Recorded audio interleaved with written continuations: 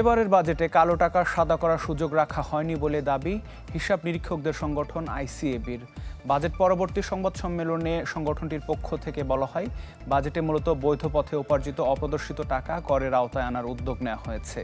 বক্তারা বলেন, মৌজা এবং বাজার দরে মিল না থাকায় জমি বা ফ্ল্যাট ক্রয় বিক্রয়ে বড় অঙ্কের টাকা অপ্রদর্শিত থেকে যাচ্ছে, যার নেতিবাচক প্রভাব পড়ছে রাজস্ব আয়েও। যে কারণে এই অপ্রদর্শিত টাকা সামনে আনার উদ্যোগ সরকারের। তবে করমুক্ত আয়সীমা বৃদ্ধি না করায় এবার চাকরিজীবীরা চাপে পড়বেন বলে মনে করছে আইসিএবি।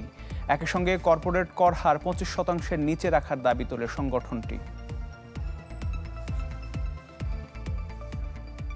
এবারের আইনে কিন্তু একটা সুন্দর ধারা এসছে, যেটা আমরা প্রপোজ করেছিলাম সেলার সাইডে, যে সেলার যদি 10 কোটি টাকা দিয়ে বিক্রি করে, মৌজা ভ্যালু যদি 1 কোটি টাকা হয়, তাহলে 10 কোটি আর 1 কোটির যে ডিফারেন্স, 15% ট্যাক্স দিলে আপনার কিন্তু তার ক্যাপিটাল গেইন ট্যাক্স অটোমেটিক্যালি কি হয়ে যায়, লিগ্যালাইজ হয়ে যায়। তাহলে ভবিষ্যতে তার আর কি হবে না, অপ্রদর্শিত অর্থ অ্যাকুমুলেট হওয়ার কোনো সুযোগ থাকবে না।